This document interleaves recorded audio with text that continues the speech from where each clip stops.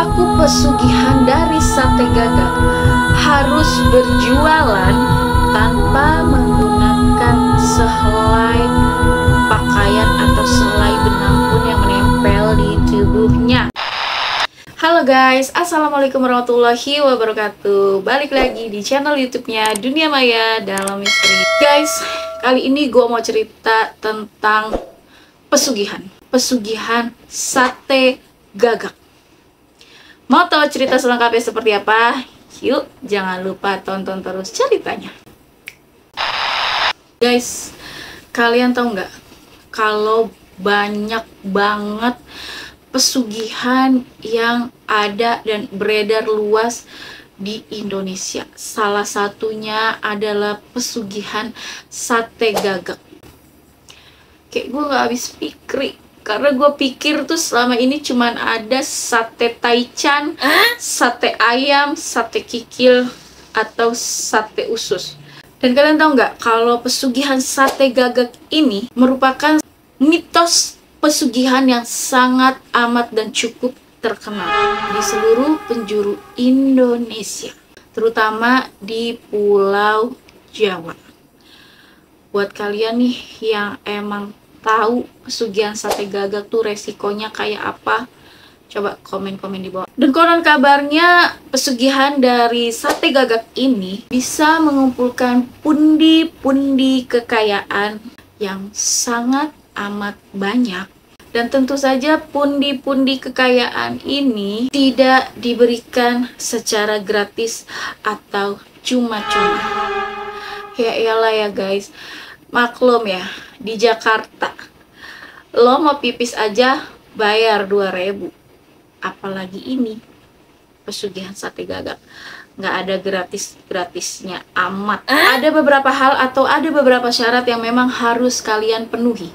Seperti yang kita tahu ya guys, kalau pesugihan sate gagak ini pasti berkaitan dengan adanya makhluk gaib atau makhluk halus.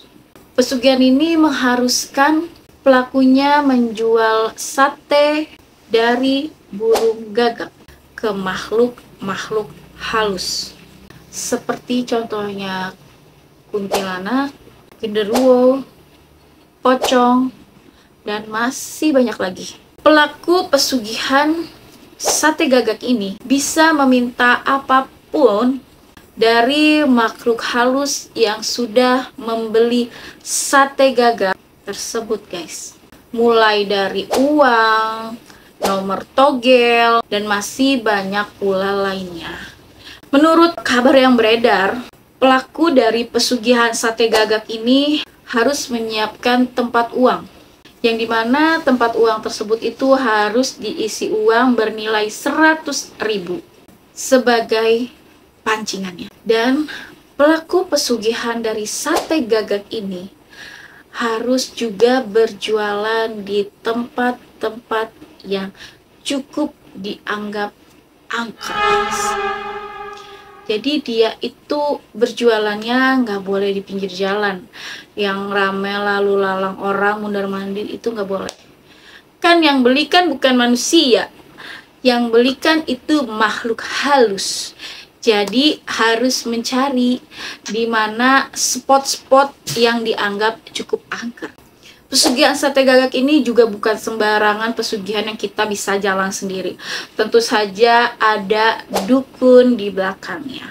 Dan dukun ini nanti yang akan memberikan atau mengarahkan pelaku dari pesugihan sate gagak ini itu harus berjualan di mana.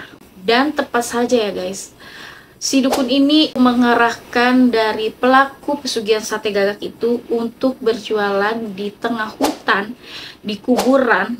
Yang jelas pokoknya memang definisi harus berjualan di tempat sangat angker.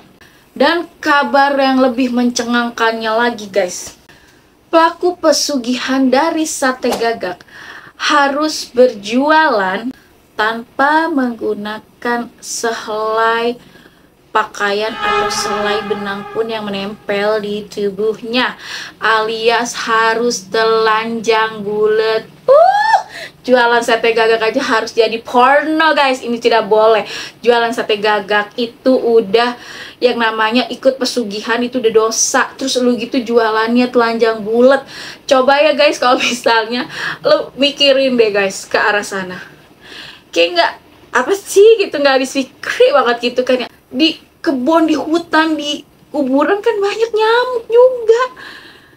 Ya lu bisa-bisa ya keluar dari situ, lu pakai baju tuh badan lu udah bentol-bentol. Dan salah satu cerita yang beredar ya guys, seorang yang melakukan pesugihan sate gagak ini harus berjualan secara terus-menerus atau continue. Pasalnya jika pelaku pesugihan dari sate gagak ini berhenti untuk berjualan sate gagak, maka banyak dari sosok makhluk halus yang meneror si pelaku pesugihan sate gagak tersebut. Dan sosok makhluk halus itu akan terus memaksanya untuk tetap berjualan. Dan ada juga ya guys yang mengatakan itu kalau misalnya emang kalian udah mau berhenti jadi tukang sate gagak, pesugihan sate gagak maksud gue, kalian itu harus menumbalkan orang lain. Dan orang lain ini bukan berarti harus tetangga atau gimana, tapi harus dengan keturunannya kalian guys. Jadi kayak serem banget gak sih? Kayak hidup kita nih udah susah gitu kan, terus jualan sate gagak tuh ya susah juga guys. Tiba-tiba saat kita mau berhenti, kita menumbalkan anak kita suruh jualan sate gagak, itu sih. Pokoknya jangan sampai kayak gitu ya guys, itu merugikan diri sendiri dan orang lain juga. Jangan sampai. Udah gitu yang beli juga maksa nih. Mbak Kunti, kuntilanak, genderuwo, pocong itu jualan, itu memaksa si pelakunya itu untuk terus berjualan sate gagak. Jadi emang nggak bisa berhenti. Kayak lu kerja di perusahaan korporat, nggak bisa berhenti kalau lu nggak resign. Dan kalau misalnya sate gagak kalian ini laris, sate gagak kalian ini laku, maka ya uang yang kalian bawa pulang itu senyatanya yang benar-benar emang uang. Jadi kalau kalian jualan sate gagak terus kalian pancing dengan uang 50.000, jadi tuh kalian membawa uang 50.000 itu dengan banyak, karena si sosok makhluk halus ini seperti kuntilanak, pocong, genderuwo dan lain sebagainya akan memberikan uang yang sesuai dengan contoh yang kalian kasihkan kepada mereka. Tapi ya syaratnya kalian ini tidak boleh berhenti berjualan sate gagak sampai dengan akhir hayat kalian. Jadi guys, buat kalian dan pesan gue, jauhi pesugihan, apapun itu jauhi. Jangan sampai kalian mendekati pesugihan apapun itu. Bilangnya, oh pesugihan ini enak karena tumbalnya cuma ini. Oh pesugihan ini lebih enak karena cuma menumbalkan hewan-hewan peliharaan. Guys, nggak ada dari perjanjian setan atau perjanjian iblis itu yang enak. Itu nggak ada sama sekali. Itu hoax, itu cuma tipu daya setan, itu cuma tipu daya jin. Karena sebaik-baiknya manusia itu derajatnya lebih tinggi daripada jin, setan, dan semuanya. Oke? Sampai sini dulu cerita gue kali ini. Mungkin nanti gue bakalan cerita lagi cerita-cerita dari misteri ataupun cerita-cerita horor selanjutnya.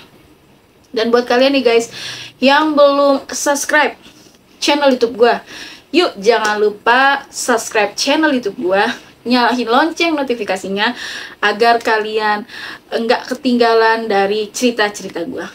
Oh iya guys, terima kasih buat kalian yang udah nonton channel YouTube gue. Semoga kalian sehat selalu.